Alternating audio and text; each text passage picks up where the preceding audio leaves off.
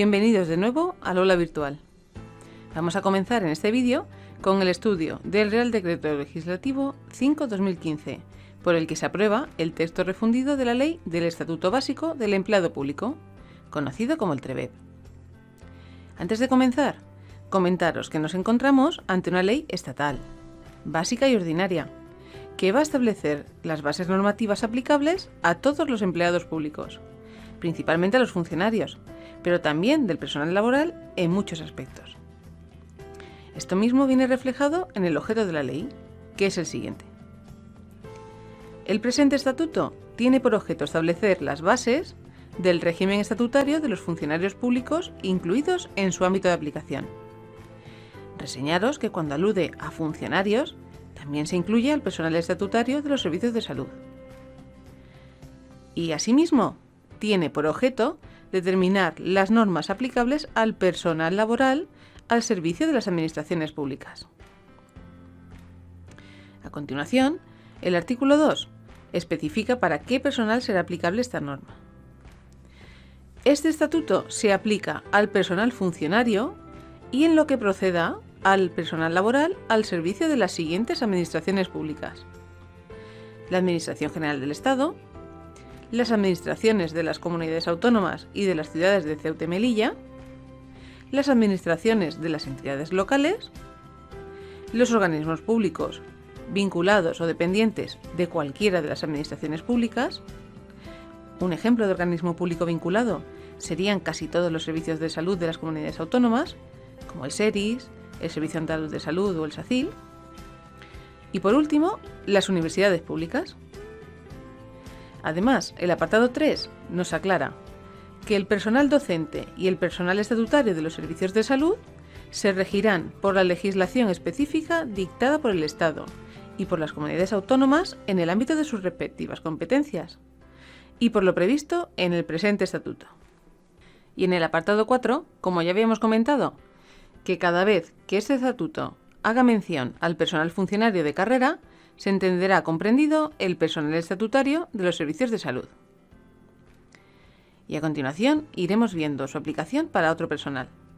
Así, el artículo 3 nos dice que el personal funcionario de las entidades locales se rige por la legislación estatal que resulte de aplicación, de la que forma parte este estatuto, y por la legislación de las comunidades autónomas, con respecto a la autonomía local. Los cuerpos de policía local se rigen también por este estatuto y por la legislación de las comunidades autónomas, excepto en lo establecido para ellos en la Ley Orgánica 2/1986 de Fuerzas y Cuerpos de Seguridad. Y el artículo 4 nos aclara, para el personal con legislación propia, que las disposiciones de este estatuto solo se aplicarán directamente cuando así lo disponga su legislación específica, al siguiente personal: el personal funcionario de las Cortes Generales y las Asambleas Legislativas de las comunidades autónomas, el personal funcionario de los demás órganos constitucionales del Estado y de las comunidades autónomas, los jueces, magistrados, fiscales y demás personal funcionario al servicio de la Administración de Justicia, el personal militar de las Fuerzas Armadas, el personal de las Fuerzas y Cuerpos de Seguridad, el personal del Centro Nacional de Inteligencia y, por último, el personal del Banco de España. Para terminar con este primer título, el artículo 7 recoge su aplicación al personal laboral, del que nos dice que el personal laboral al servicio de las administraciones públicas se rige, además de por la legislación laboral y por las demás normas convencionalmente aplicables, por los preceptos de este estatuto que así lo dispongan. No obstante, en materia de permisos de nacimiento, adopción, del progenitor diferente a la madre biológica y lactancia, el personal laboral al servicio de las administraciones públicas se regirá por lo previsto en el presente estatuto. Y pasamos al título 2, sobre el personal. Comenzamos viendo, en el capítulo primero, las clases de personal. Así, el artículo 8 nos señala que son empleados públicos quienes desempeñan funciones retribuidas en las administraciones públicas al servicio de los intereses generales. Los empleados públicos se clasifican en funcionarios de carrera, funcionarios interinos, personal laboral, ya sea fijo, por tiempo indefinido o temporal, y personal eventual. Y a continuación vamos a ir viéndolos uno a uno. Comenzamos con los funcionarios de carrera, recogidos en el artículo 9. Son funcionarios de carrera quienes, en virtud de nombramiento legal, están vinculados a una administración pública por una relación estatutaria, regulada por el derecho administrativo, para el desempeño de servicios profesionales retribuidos de carácter permanente. Es decir, que las características de los funcionarios de carrera son que reciben nombramiento, se regulan por el derecho administrativo y además ese nombramiento es de carácter permanente. A continuación, el artículo 10 nos define a los funcionarios interinos. Son funcionarios interinos los que por razones expresamente justificadas de necesidad y urgencia son nombrados como tales para el desempeño de funciones propias de funcionarios de carrera, cuando se dé alguna de las siguientes circunstancias: la existencia de plazas vacantes, cuando no sea posible su cobertura por funcionarios de carrera, la sustitución transitoria de los titulares, la ejecución de programas de carácter temporal que no podrán tener una duración superior a 3 años, o el exceso o acumulación de tareas por plazo máximo de 6 meses. Así que los funcionarios interinos son aquellos que reciben nombramiento por razones de necesidad y urgencia para un desempeño de carácter temporal. La selección de funcionarios interinos habrá de realizarse mediante procedimientos ágiles, que respetarán, en todo caso, los principios de igualdad, mérito, capacidad y publicidad. El cese de los funcionarios interinos se producirá, además de por las causas previstas en el artículo 63, cuando finalice la causa que dio lugar a su nombramiento. Reseñaros que, aunque lo veremos más adelante, el artículo 63 hace referencia a las causas de pérdida de la condición de funcionario de carrera, que, como nos dice el artículo, también son, pues, aplicables a los funcionarios interinos, y que podemos resumir en la renuncia, la pérdida de nacionalidad, la jubilación, la separación del servicio y la inhabilitación absoluta o especial para cargo público. Y continuamos viendo en el apartado 4 un aspecto a reseñar, y es que las plazas vacantes desempeñadas por los funcionarios interinos deberán incluirse en la oferta de empleo correspondiente al ejercicio en que se produce su nombramiento, y si no fuera posible, en la siguiente. Y por último, en el apartado 5, a los funcionarios interinos les será aplicable, en cuanto sea adecuado a la naturaleza de su condición, el régimen general de los funcionarios de carrera. Y pasamos a ver al personal laboral, recogido en el artículo 11, del que nos dice que es personal laboral el que, en virtud de contrato de trabajo, en cualquiera de las modalidades de contratación de personal previstas en la legislación laboral, presta servicios retribuidos por las administraciones públicas. En función de la duración del contrato, este podrá ser fijo, por tiempo indefinido o temporal. Así que, como acabamos de ver, el personal laboral no recibe nombramiento, sino contrato de trabajo.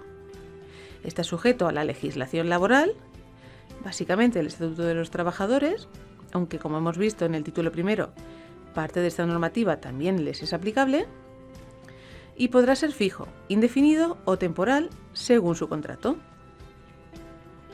Y por último, el artículo 12 recoge el personal eventual, del que nos dice que es personal eventual el que, en virtud de nombramiento y con carácter no permanente, solo realiza funciones expresamente calificadas como de confianza o asesoramiento especial. Por tanto, se refiere a personal que, al igual que los funcionarios interinos, recibe nombramiento de carácter no permanente, pero sus funciones únicamente podrán ser de confianza o asesoramiento.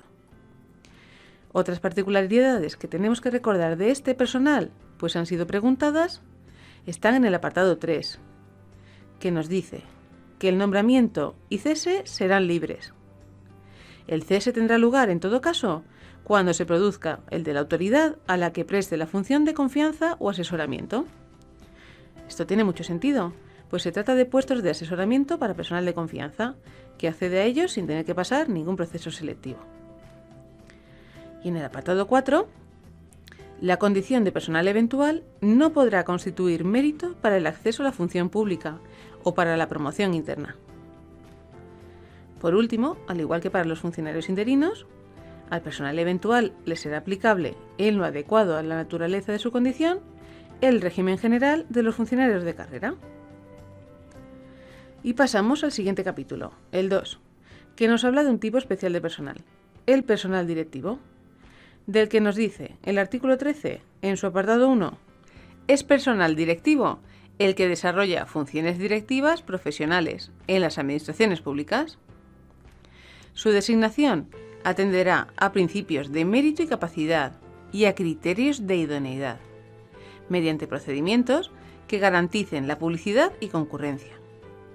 Primera diferencia evidente en cuanto a los principios que se tendrán en cuenta para su designación, pues como veis, en lugar del principio de igualdad, aparece el de idoneidad, lo cual nos dice que no todo el mundo podrá acceder a dichos puestos, sino los más idóneos para ello. Y continúa el artículo recogiendo dos particularidades del mismo. El personal directivo estará sujeto a evaluación con arreglo a los criterios de eficacia y eficiencia, responsabilidad por su gestión y control de resultados en relación con los objetivos que les hayan sido fijados. Es decir, que serán evaluados y se pedirán cuentas por su trabajo, algo que no ocurre con el resto del personal.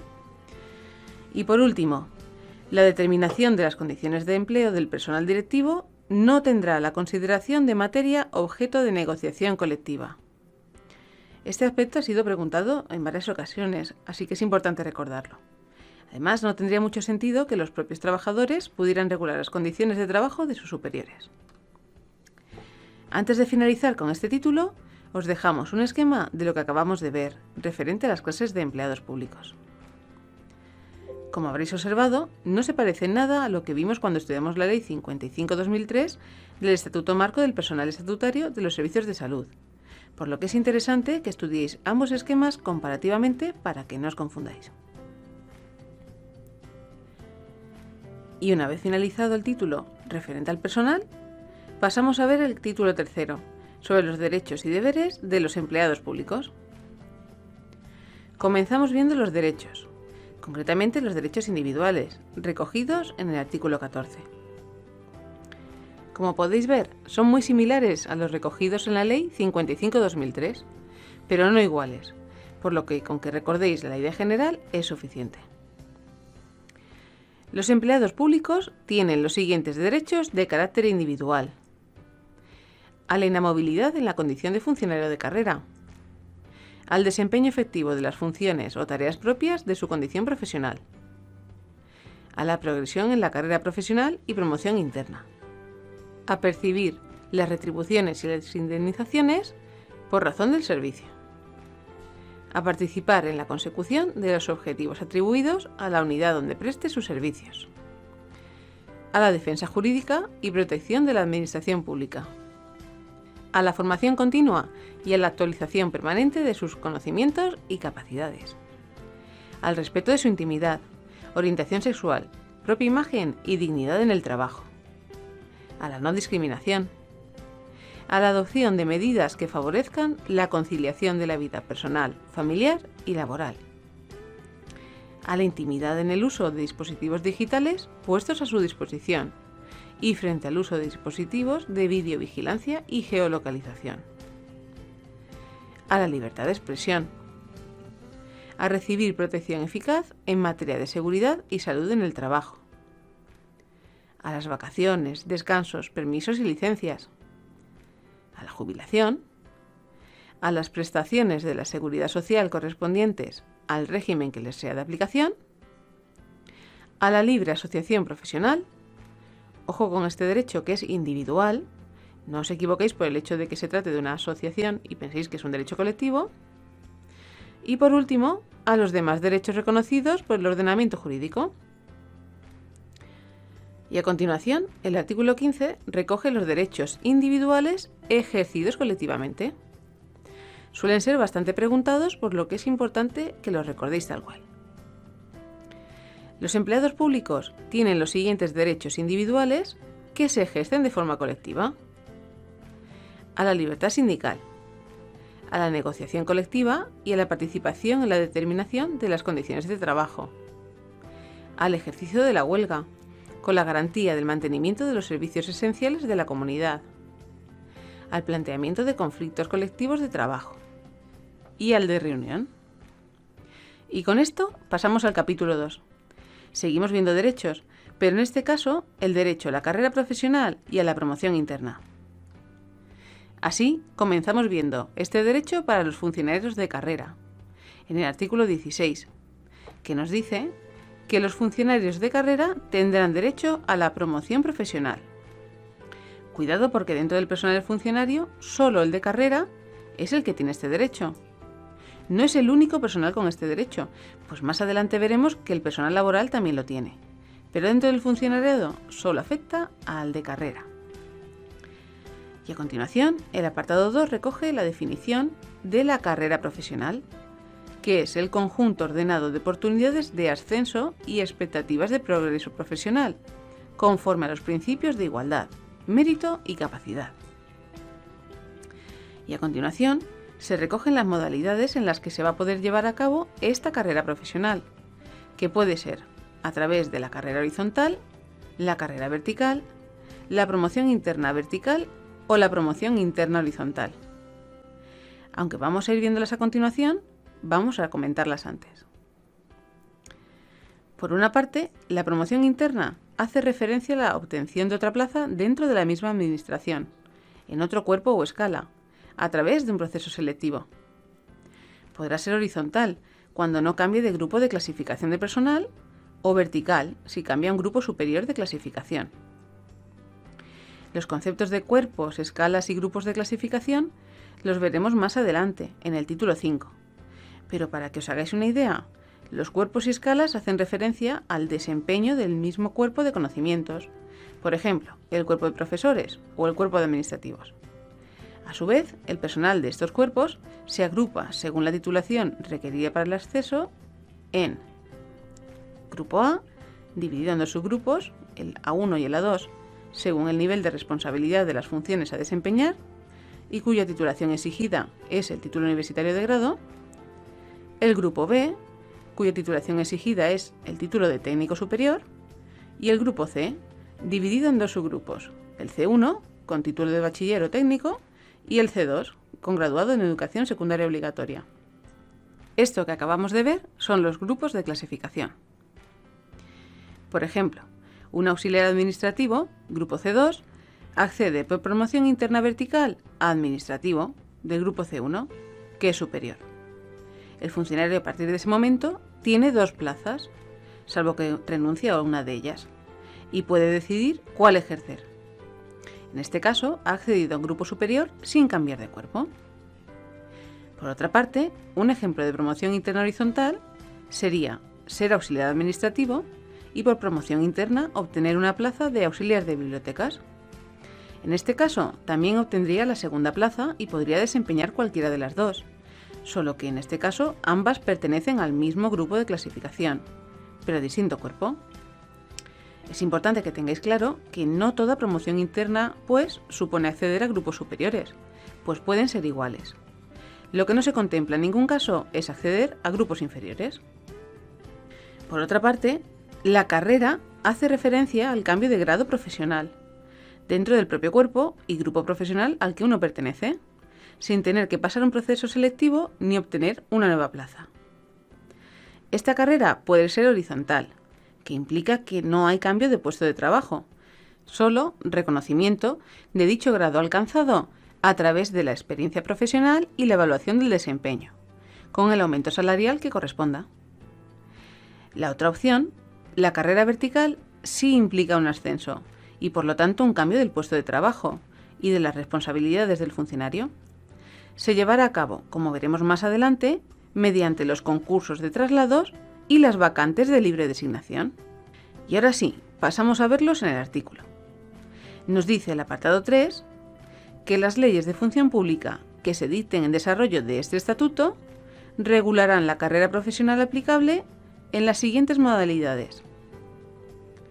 Carrera horizontal, que consiste en la progresión de grado, categoría, escalón u otros conceptos análogos, sin necesidad de cambiar de puesto de trabajo y de conformidad con lo establecido en el artículo 17 y en el 20 de este estatuto, y que ahora veremos. La carrera vertical, que consiste en el ascenso en la estructura de puestos de trabajo por los procedimientos de provisión establecidos en el capítulo 3 del título 5 de este estatuto, que son, como ya hemos comentado, el concurso de traslados y la libre designación, ya los veremos cuando lleguemos al título 5. La promoción interna vertical, que consiste en el ascenso desde un cuerpo o escala de un subgrupo o grupo de clasificación profesional a otro superior, de acuerdo con lo establecido en el artículo 18.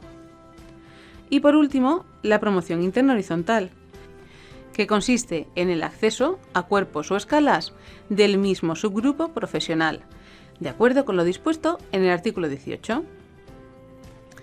A continuación, el artículo 17 añade, respecto a la carrera horizontal, se articulará un sistema de grados, categorías o escalones de ascenso, fijándose la remuneración a cada uno de ellos. Los ascensos serán consecutivos con carácter general. Se deberá valorar la trayectoria y la actuación profesional, la calidad de los trabajos realizados, los conocimientos adquiridos y el resultado de la evaluación del desempeño. Podrán incluirse asimismo otros méritos y aptitudes. Como comentábamos antes, la carrera horizontal supone el reconocimiento de la trayectoria personal y la evaluación del desempeño, que veremos a continuación, y supone, sin cambiar de puesto de trabajo, un aumento retributivo. Y a continuación, el artículo 18 a su vez añade, para la promoción interna, que la promoción interna se realizará mediante procesos selectivos, que garanticen el cumplimiento de los principios constitucionales de igualdad, mérito y capacidad. Esto ya lo habíamos comentado. Lo más interesante que recoge es, en el apartado 2, los requisitos que deben cumplirse para poder presentarse a dichos procesos selectivos. Los funcionarios deberán poseer los requisitos exigidos para el ingreso, tener una antigüedad de al menos 2 años de servicio activo en el inferior subgrupo o grupo de clasificación profesional y superar las correspondientes pruebas selectivas. A continuación, como ya comentamos al inicio de este capítulo, el artículo 19 recoge el derecho del personal laboral a la promoción profesional. El personal laboral tendrá derecho a la promoción profesional. La carrera profesional y la promoción del personal laboral será efectiva a través de los procedimientos previstos en el Estatuto de los Trabajadores o en los convenios colectivos. Es decir, que tienen este derecho, pero no tiene por qué articularse como acabamos de ver para los funcionarios de carrera. No os confundáis. Y para finalizar con el capítulo, el artículo 20 recoge la evaluación del desempeño, especialmente aplicable, como acabamos de ver, para la carrera horizontal. Nos dice el artículo: las administraciones públicas establecerán sistemas que permitan la evaluación del desempeño de sus empleados. La evaluación del desempeño es el procedimiento mediante el cual se mide y valora la conducta profesional y el rendimiento o el logro de resultados. Las administraciones públicas determinarán los efectos de la evaluación en la carrera profesional horizontal, la formación, la provisión de puestos de trabajo y en la percepción de las retribuciones complementarias. Es decir, que estas evaluaciones no solo se aplicarán para la carrera horizontal. Tenedlo en cuenta. Y con esto finalizamos el capítulo 2. Os dejamos un pequeño esquema resumiendo lo que acabamos de ver. Y pasamos al capítulo 3, sobre las retribuciones. El artículo 21 empieza diciendo, sobre las cuantías de las mismas, que las cuantías de las retribuciones básicas y el incremento de las cuantías globales de las retribuciones complementarias deberán reflejarse para cada ejercicio presupuestario en la correspondiente Ley de Presupuestos. Y una vez reseñado esto, el artículo 22 pasa a recoger como tal las retribuciones de los funcionarios, las cuales se clasifican en básicas y complementarias. Las retribuciones básicas son las que retribuyen al funcionario según la adscripción de su cuerpo o escala a un determinado subgrupo o grupo de clasificación profesional y por su antigüedad en el mismo. Dentro de ellas están comprendidas los componentes de sueldo y trienios de las pagas extraordinarias. Las retribuciones complementarias son las que retribuyen las características de los puestos de trabajo, la carrera profesional o el desempeño, rendimiento o resultados alcanzados por el funcionario. Y además de las retribuciones básicas y las complementarias, encontramos las pagas extraordinarias, que serán 2 al año, cada una por el importe de una mensualidad de retribuciones básicas y de la totalidad de las retribuciones complementarias. No podrá percibirse participación en tributos o cualquier otro ingreso de las administraciones públicas como contraprestación de cualquier servicio. Recordad que vimos en el artículo 42 de la Ley 55/2002 que las retribuciones básicas del personal estatutario de los servicios de salud incluían el sueldo, los trienios y las pagas extra, mientras que acabamos de ver que el TREBEP considera las pagas extra fuera de las retribuciones básicas. Esta diferencia es importante que la recordéis. Y a continuación vamos a ir viéndolas una a una. El artículo 23 recoge las retribuciones básicas, de las cuales nos dice que las retribuciones básicas que se fijan en la Ley de Presupuestos Generales del Estado estarán integradas única y exclusivamente por el sueldo asignado a cada subgrupo o grupo de clasificación profesional y los trienios, que consisten en una cantidad que será igual para cada subgrupo o grupo de clasificación profesional por cada 3 años de servicio. Y a continuación, el artículo 24 recoge las retribuciones complementarias, que tal como nos dice el propio artículo, se desarrollarán en las leyes de cada administración pública, ya que son específicas de la actividad desarrollada y del colectivo al que se pertenece. Así, nos dice el artículo, que la cuantía y estructura de las retribuciones complementarias de los funcionarios se establecerán por las correspondientes leyes de cada administración pública atendiendo, entre otros, a los siguientes factores: la progresión alcanzada por el funcionario dentro del sistema de carrera, la especial dificultad técnica, responsabilidad, dedicación o incompatibilidad, el grado de interés, iniciativa o esfuerzo con el que el funcionario desempeña su trabajo y los servicios extraordinarios prestados fuera de la jornada normal del trabajo.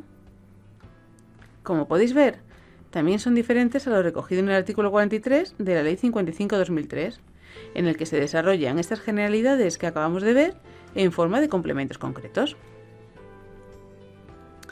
Antes de continuar, os dejamos un esquema de lo que acabamos de ver respecto a las retribuciones del personal funcionario. Como ya hemos remarcado, hay varias diferencias con lo visto en la Ley 55/2003 que hacen recomendable que estudiéis este esquema de forma comparativa al que os facilitamos en su momento. Seguimos viendo artículos relacionados con otras particularidades de las retribuciones. En concreto, el artículo 25 recoge las retribuciones de los funcionarios interinos, de las cuales nos dice que los funcionarios interinos percibirán las retribuciones básicas y las pagas extraordinarias. Percibirán asimismo las retribuciones complementarias. Se reconocerán los trienios correspondientes a los servicios prestados. Es decir, en resumidas cuentas, que percibirán con carácter general las mismas retribuciones que los funcionarios de carrera, las básicas, con sueldo y trienios, las complementarias y las pagas extra. Recordad otra diferencia con lo que vimos en la Ley 55/2003, que recoge en su artículo 44 que el personal estatutario temporal, que sería el equivalente al funcionario interino, no tiene derecho al reconocimiento de los trienios. Esta diferencia también es importante que la recordéis, por si alguna posible pregunta sobre las pagas extra y el personal temporal hiciera alusión a una u otra normativa. A continuación, el artículo 26 hace referencia a las retribuciones de los funcionarios en prácticas. Las retribuciones de los funcionarios en prácticas, como mínimo, se corresponderán a las del sueldo de su grupo o grupo en que aspiren a ingresar. Reseñaros que al igual que con el personal estatutario temporal, la Ley 55/2003 tampoco reconocía el derecho a los trienios al personal en prácticas, porque en esto sí coinciden. Y respecto a las retribuciones del personal laboral, el artículo 27 nos dice que las retribuciones del personal laboral se determinarán de acuerdo con la legislación laboral, el convenio colectivo que le sea aplicable y el contrato de trabajo. Y finalizamos este capítulo con el artículo 30, que recoge dos supuestos en los que se puede dar una deducción de las retribuciones. Nos dice el artículo que sin perjuicio de la sanción disciplinaria que pueda corresponder, la parte de jornada no realizada dará lugar a la deducción proporcional de haberes, que no tendrá carácter sancionador. Y además, quienes ejerciten el derecho de huelga no devengarán ni percibirán las retribuciones correspondientes al tiempo en que se haya permanecido en esta situación, sin que la deducción de haberes que se efectúe tenga carácter de sanción. Y con esto finalizamos este primer vídeo sobre el TREBEP. Como siempre, a modo de resumen, nos reseñamos los aspectos más importantes vistos, que son las clases de empleados públicos del título 2, resumidos en el esquema, los derechos individuales ejercidos colectivamente, en el artículo 15, los tipos de promoción profesional recogidos en el esquema y, por último, las retribuciones de los funcionarios, también en el esquema. Nos vemos en el próximo vídeo.